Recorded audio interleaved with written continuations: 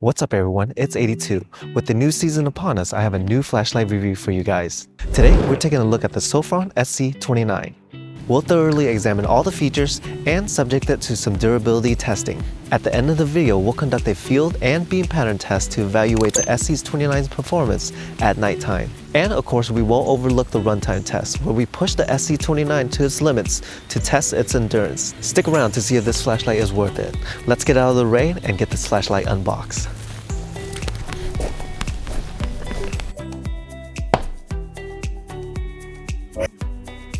Here's the flashlight. We'll take a closer look at it later in the video. This is the USB cable that's included.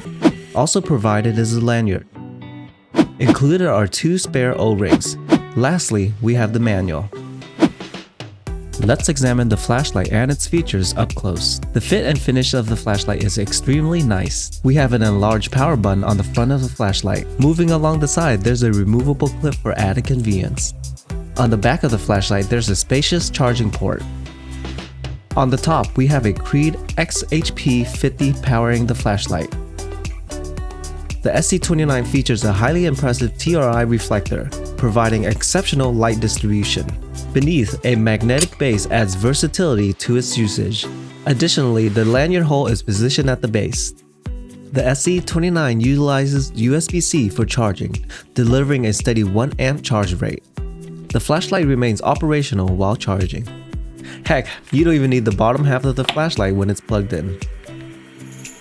Flashlight comes equipped with a 21700 battery, offering an impressive capacity of 5000 milliamps. The SC29 has an IP68 rating, ensuring its resilience against water and dust intrusion. The SC29 measures 4.7 inches in length and 1.2 inches in width, with a weight of 156 grams. The UI is extremely well thought out and easy to use.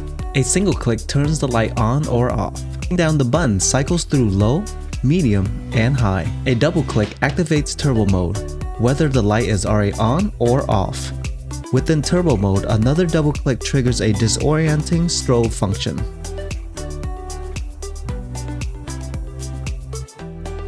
Exiting strobe mode is as simple as a single click. Locking the light requires a triple click from the off position. Even when the flashlight is locked, you can still access the moonlight mode by simply holding down the power button. To exit the lockout, another triple click is all it takes. When the flashlight is off, holding down the power button for at least half a second activates the moonlight mode. Now let's put the SC29 through some durability tests. Starting with the impact test, I'm using a 27-ounce rubber mallet. The SC29 did great in this test. The flashlight operated like normal after the test. Moving on to the scratch test, I first attempted it with a pick, which didn't leave much of a mark. Switching to the flathead screwdriver, with considerable force I managed to scratch the body, but nothing too severe. Next is the drop test. Drop the SC29 50 times from a height of 5 feet each time. Despite some minor dents on the top of the head, the flashlight remains fully functional. Finally, the water splash test. With an IP68 rating, the SC29 had no issues withstanding this test. This is what I like about the SC29.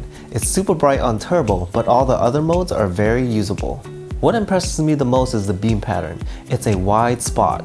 This is due to the amazing TRI optics. The build quality is good. It has a nice texture with a great finish. The UI is very simple on this flashlight. The click sequence makes a lot of sense. Equipped with a 21700 battery, the SC29 delivers an impressive runtime.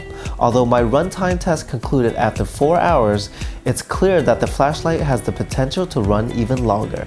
Charging the 21700 battery via USB-C is time-consuming, especially considering that my charger isn't compatible with this battery size.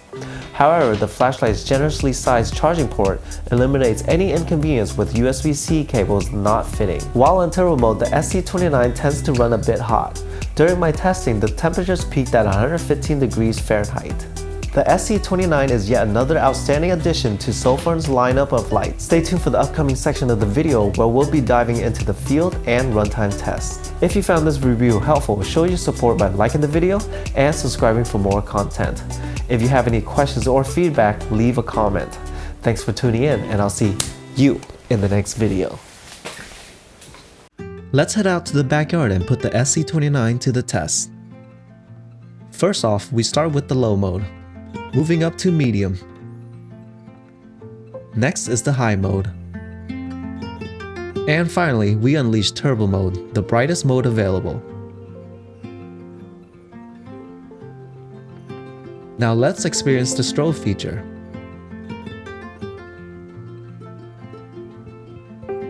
This is turbo mode. It was a windy night. Looking at this clip with all the pollen flying around is making my nose itch. Walking away from the camera on turbo mode. I have positioned the camera nearer to me, allowing us to gauge how effectively the SC29 lights up the surrounding area.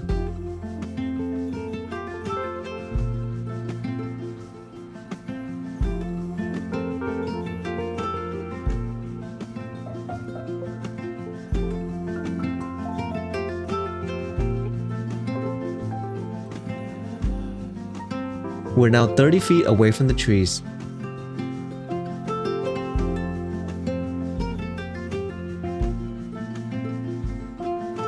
And finally, pointing the SC29 5 feet away from the ground.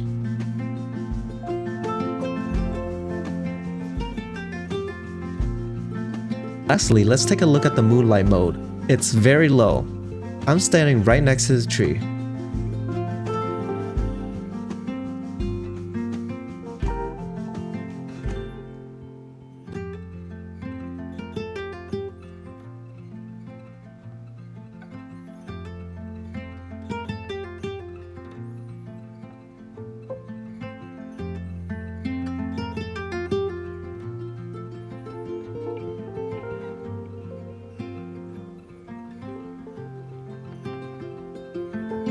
For the final segment of the video, we'll conduct a runtime test to assess the SC29's endurance over an extended period. Positioned 6 feet away from the workbench, we'll begin with the highest brightness setting, turbo mode. After just 1 minute, the flashlight transitioned to high mode. At the 59-minute marker, another step down occurred. Remarkably, after nearly 2 hours, the flashlight smoothly transitioned to low. Continuing to run on low mode, the SC29 impressively persisted for 4 hours before I concluded the test. I placed this segment at the end of the video to accommodate varying preferences. If you find this information valuable, please let me know in the comment section below.